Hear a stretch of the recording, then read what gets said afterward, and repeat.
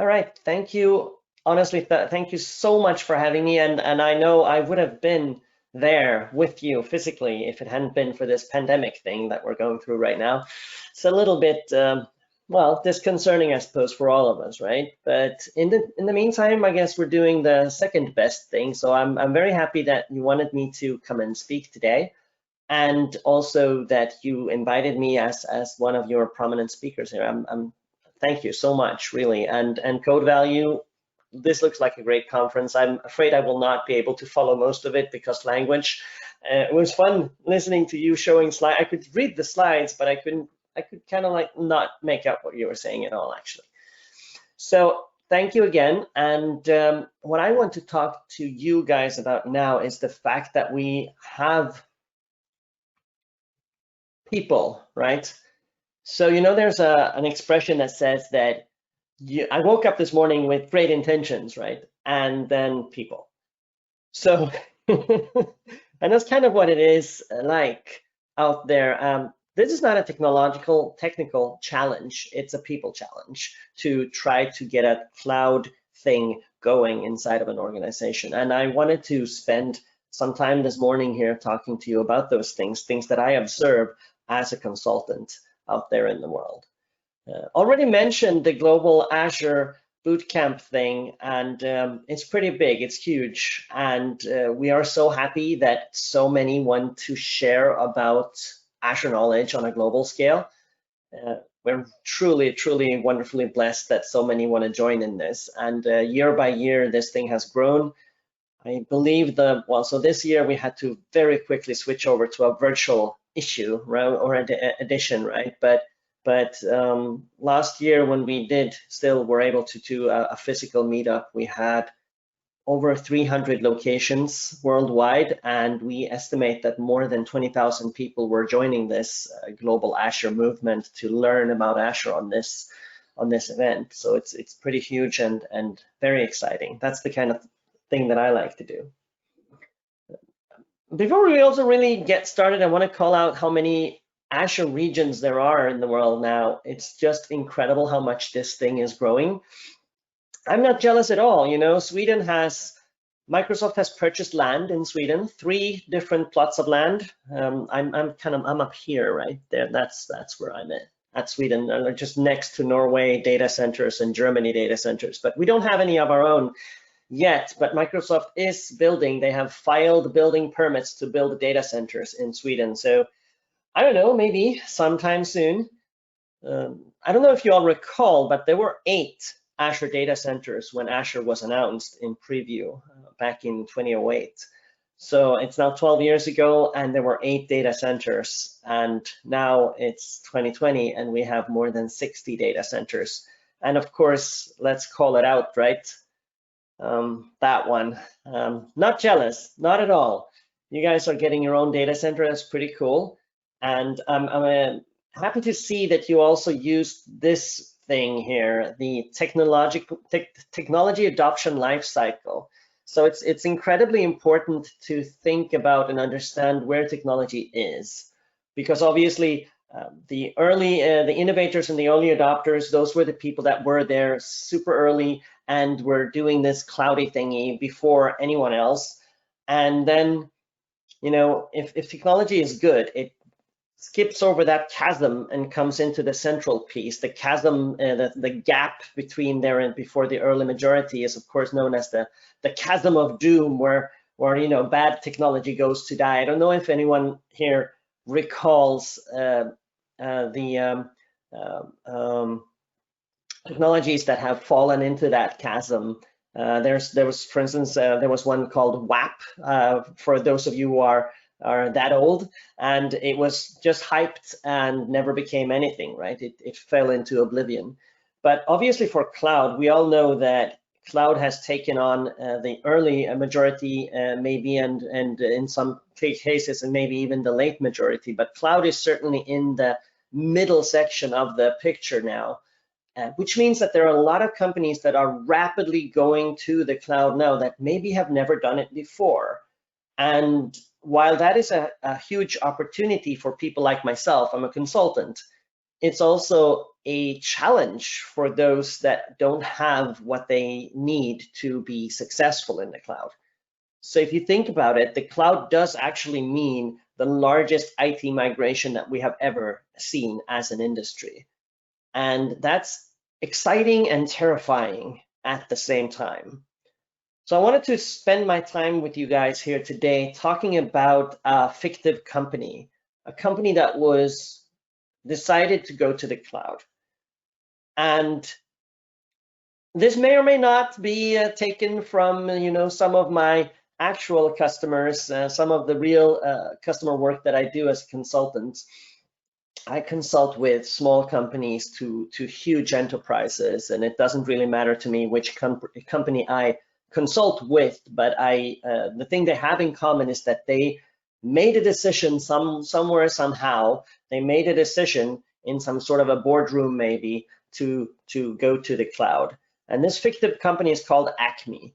And here's the boardroom members. They're sitting around and they're working on this strategy to move forward. And as you can see, they're all thinking about cloud.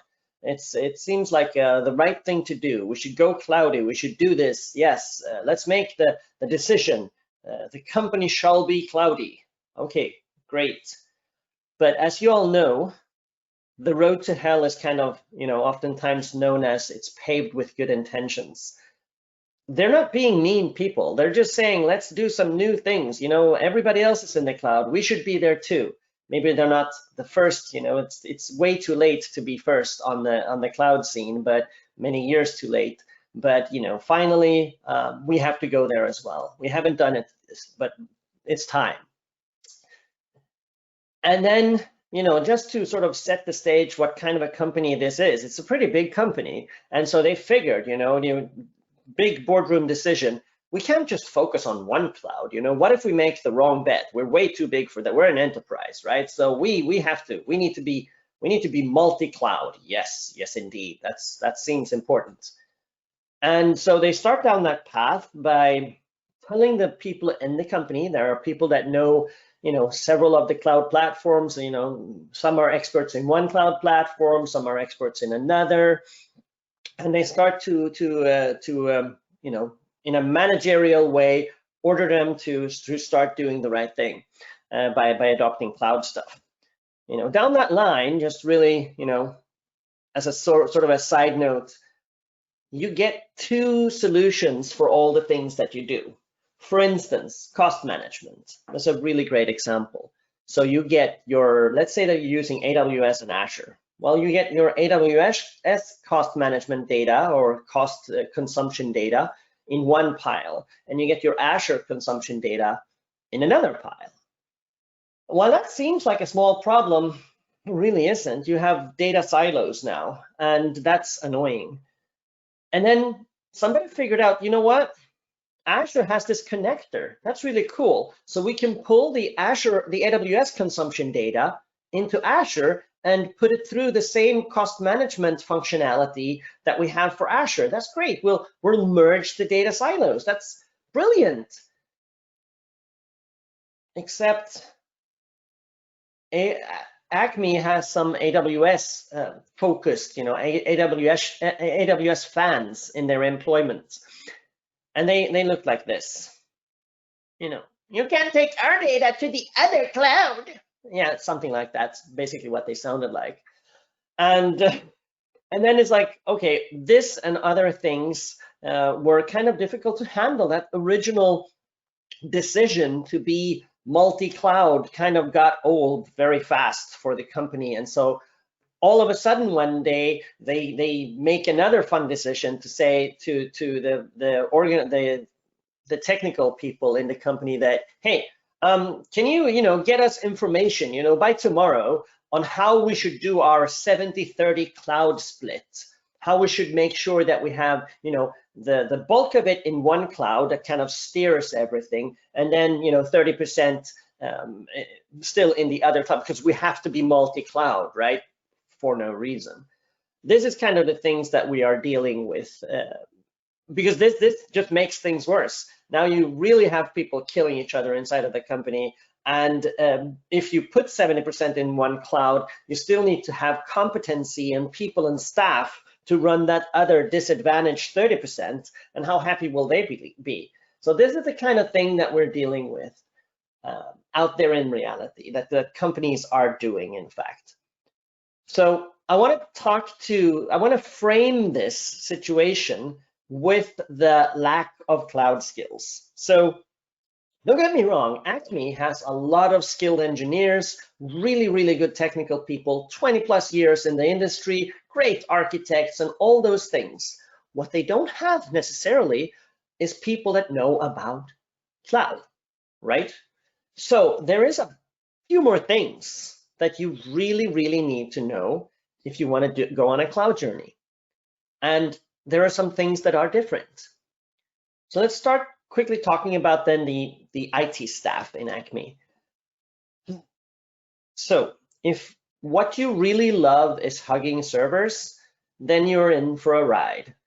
So there's a challenge there. They have, ACME have their own servers, they have their own hardware, their own data center, and some powerful IT managers that love their staff, that have good relations with their staff for 10 years, and now they're afraid that they might lose their jobs. What needs to happen here is to embrace the future. And I love this other picture as well, as a picture to describe how, while a lot of stuff may be still in the current or in the past, there are still some that kind of want to go forward to the future. As you can see, this picture has an automobile in it. So no horse in front of the carriage, horseless carriage right there. So there is a challenge, and early in the cloud days, we talked about how all IT employees would be automatically become, taxi drivers. You lose your job because we don't need you anymore. And first of all, that was hurtful and cruel. And second, it was completely incorrect, because the things that we're seeing now is that the IT staff, if they are able to go forward to the cloud, they can become this super IT man and never say no to another request again. Oh, I'd like a database, please. That could take months before. Now it's like just one. I will give you 50, I'll just run this thing and, here you go, database, right? So really, what you want to do is move forward with the skills for your IT staff. But the developers are not exempt from these challenges. One thing that is my favorite, and I saw some of that conversation going on here with the trends and stuff, is that when people start looking at, what's the new black? Let's take the hottest, coolest new architecture. We've never done this before, but let's go.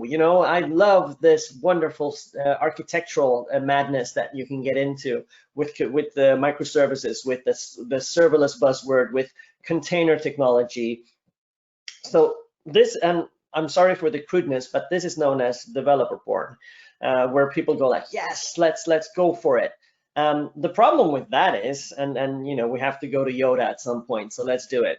Once you start down the dark path, forever it will dominate your destiny, consume you it will.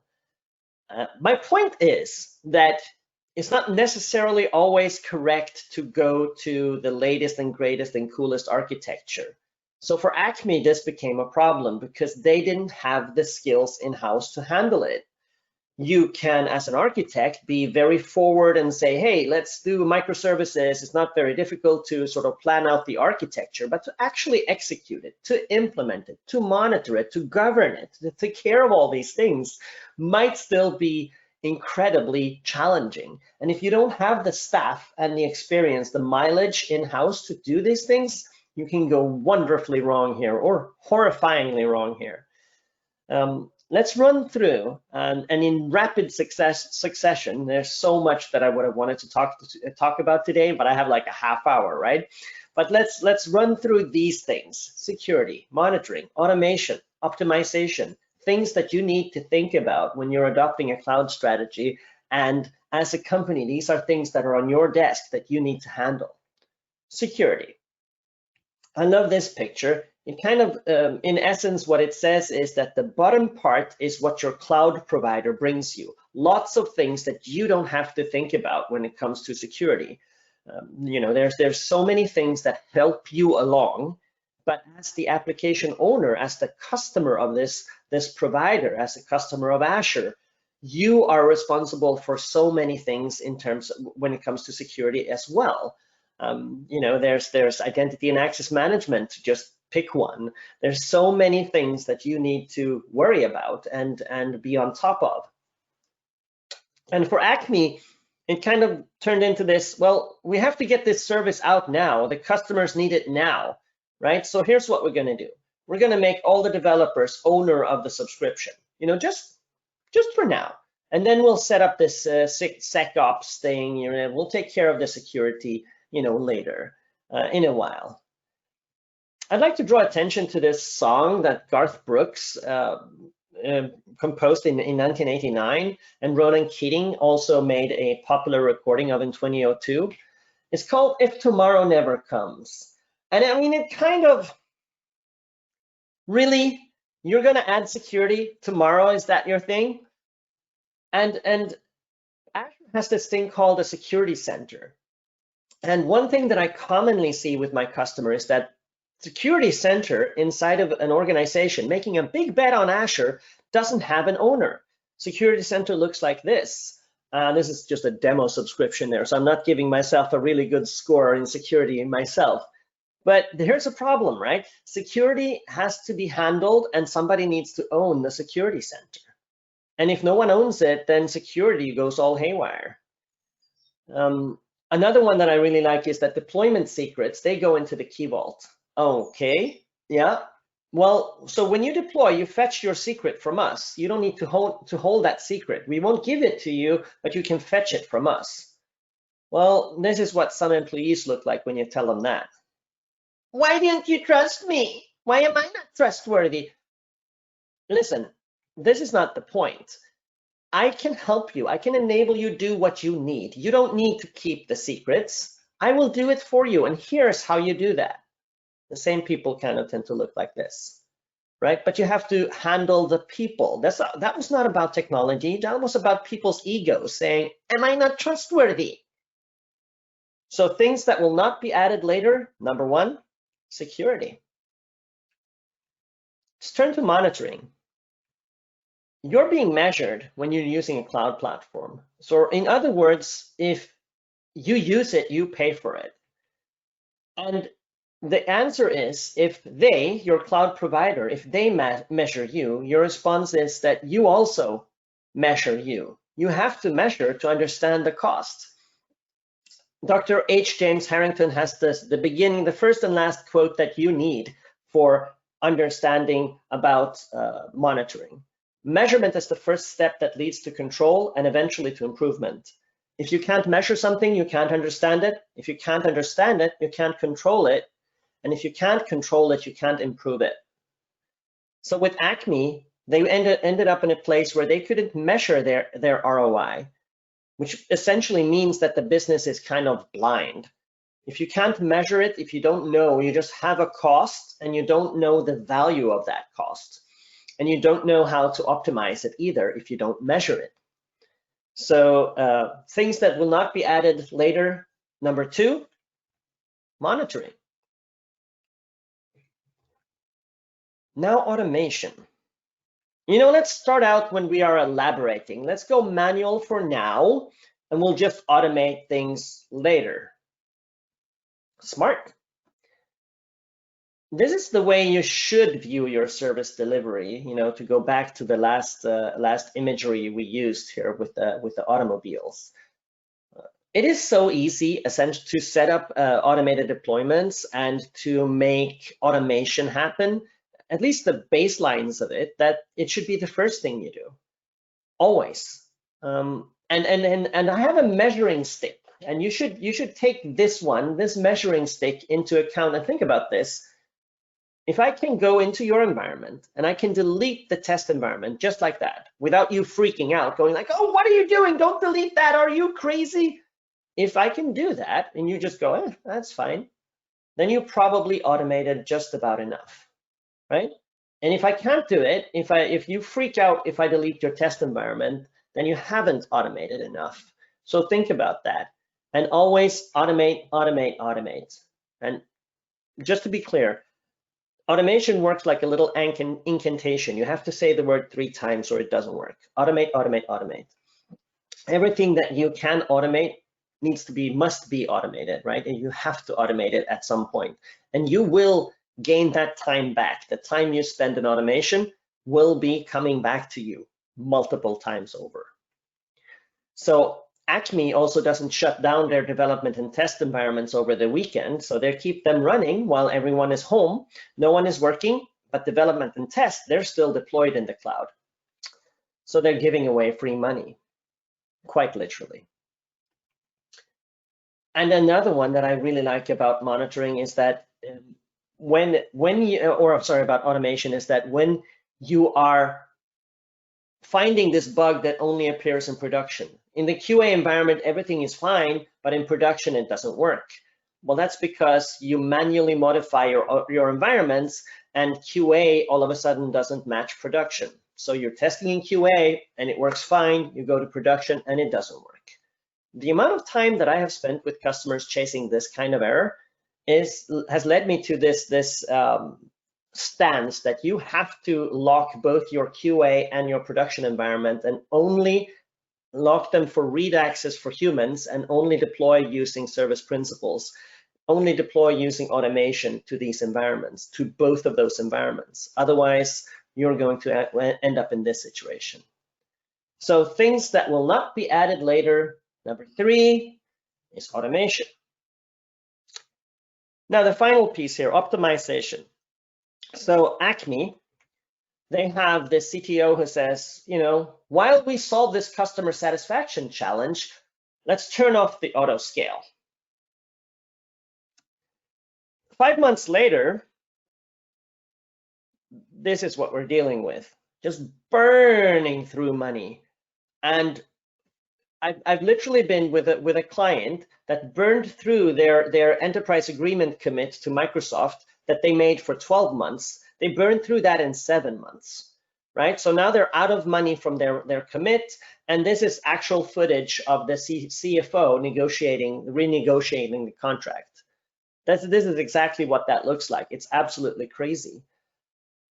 So things that happen when you get a new CTO, number 1, optimization. They had to actually change their CTO because that person was burning money and didn't fully understand, wasn't on top, couldn't handle the situation. That's really, really dangerous. So what do all of these ACME challenges have in common? People, but with good intentions. The people of ACME are not bad, not at all. They're not bad at their job, absolutely not. They've been in this industry for a long time. They're really good people, and they have the greatest intentions. They don't have the skills necessarily. They don't have the mileage. They don't have the experience. And that, my friends, is the problem. Not the technology, it's right there. People who know how to use that technology can be hugely successful. But the people who haven't yet had the mileage, they find themselves flailing about. They find themselves failing. They're not optimizing. They're not secure. They're not able to be in control. And I guess that is my message today. And I was asked to leave. I have a couple of slides in closing as well. Maybe we'll have time for those. But I was asked to leave a couple of minutes for questions. That's okay, Magnus. You can continue. Let's go with questions if we have any. Okay, okay. So I have a question here. So, what do you think that organizations who let me share my video as well? Yeah. What do you think about organizations who want to move to the cloud? What do you think is the first thing that they should do, before they start? What's the key thing to not fall into this pit? I'm a consultant, and I kind of have to go with that one, right? So I'm an expert. I love the cloud. I've worked with the cloud for more than a decade. I've been speaking about the cloud internationally on an international stage for about 12 years, right? So a long time. I would go with, if you don't have the skills in-house, be brave and make an upfront investment in getting some people in the house that can help you in the startup of things. Either consultants to help you along and kind of show you, or training from someone who delivers some training, or both. But please realize, when you have great skilled people in your office, people that could have really helped you, but they don't have the proper cloud mileage, understand that you will spend so much more time and burning through money if you don't, invest in proper skills. You can learn yourselves as well, absolutely. That you don't have to get people from the outside, but you have to invest in that. And what do you think is the strategy to, let's say, if you want to move to cloud, okay, you got a consultancy. What do you think is the best strategy to move? Would you move, everything at once? Would you move one small thing that's to the side and not important? Do you start with the big thing that will make the most change? How would you usually do that? I actually have this in my sort of end slides here. So I would say, first of all, the cloud is not a hammer. You have a hybrid story, and that's going to be key. You will keep some things on premise probably for the duration, for the future, but let's move strategic things to the cloud, and let's make sure that we do things as development and test absolutely always in the cloud. If you don't use, I don't care if you don't have your production servers in the cloud, you can have them wherever you like. But if you today, if a company today, ACME, if they have people that are developing and testing things and they're not using the cloud, in my opinion, they're not doing it right.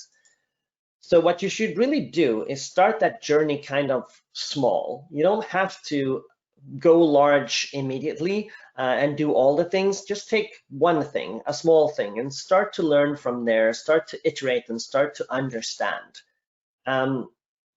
You might also consider, though, while I say that you want to have, you're going to have this hybrid story, that, and this is of course Looney Tunes, this is Wile E. Coyote, but I love this picture, and I've used it as the backdrop for this anti-pattern that I've experienced firsthand, is that when you're almost flying in the clouds, right? So you make a commit to go to the cloud, and then you start building something for the cloud. Unfortunately, the stuff in the cloud is just not carrying your costs yet. You have many customers on premise, but you have a few customers in the cloud, and it's not really paying enough money for your company. So you kind of keep the stuff on premise around, and you have some stuff in the cloud and some stuff on premise. Well, basically now you have a fork in the road of your code base, and you're deploying to two different environments. And while you're in this space, kind of in limbo, you don't know if you're going to fly or fall with this cloud thing, that's going to actually give you double the exposure for errors, double the exposure for security flaws, and double the maintenance burden for some things that you're doing.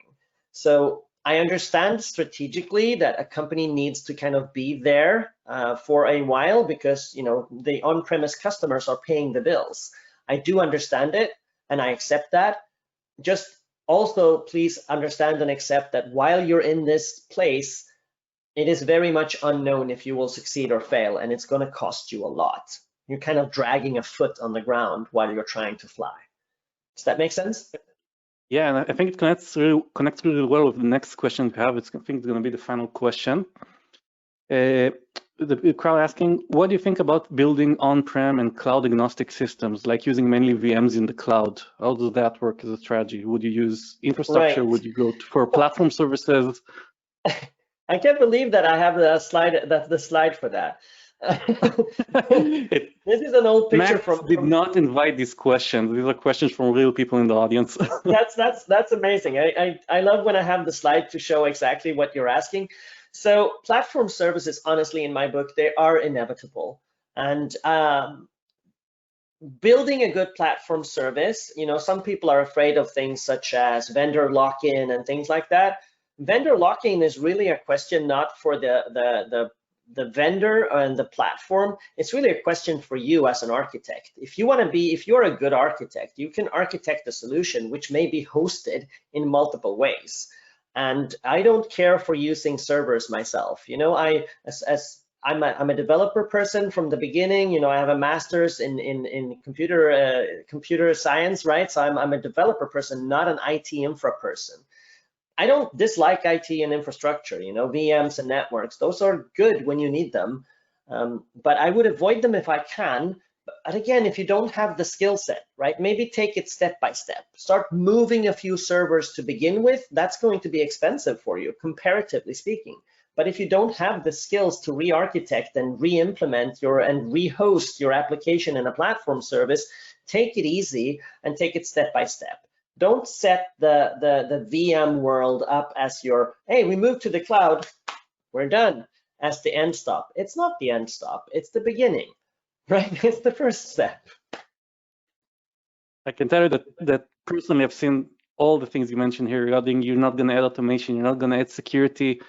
Moving to VMs is not really moving to the cloud. I've seen all of these as our customers, and I think it's really spot on. And these are not unknowns. I mean, this has happened a lot, and here we are trying to understand what to do. And I think that people should invest in sort of these things, right? In my opinion, you should study architecture. There's a really good architectural center in Azure, the Azure Architect Center. Go and study what other people have done. These are sort of archetypical architectures and solutions that kind of help which things in Azure could I use to build which kinds of solutions. You should also definitely invest in the Azure Monitor. Oh my goodness, I have enterprise customers that have so much in Azure that are spending hundreds of thousands a month and they have never opened up Monitor. It's embarrassing. And then also the security center, it's the same thing, right? I had that up before. You need to have someone whose job it is to go in here frequently, you know, all the time, and there's going to be numbers saying this many security issues, this many problems, this many things you need to take care of. Somebody has to have the job to go in here and drive those numbers down, because otherwise you're going to be in big trouble when it comes to security. So those are sort of some solid places where I feel that you should go, honestly, if you can. That's areas of good investment. All right, thank you, Magnus. I think we're out of time. We have a couple of more questions. I'm going to post and copy paste them to the Discord channel. I'd appreciate if you could follow up in a couple of next minutes and answer them. I'll hang around for a bit and answer those. Okay, so it's going to be on the Discord channel. So thank you very much, Magnus. It was a pleasure having you, and I really enjoyed the session personally. My pleasure, really. Thank you. If you have any follow-up questions, send me an email or send me a nice tweet. I love those. But have a great conference day. Details on the screen.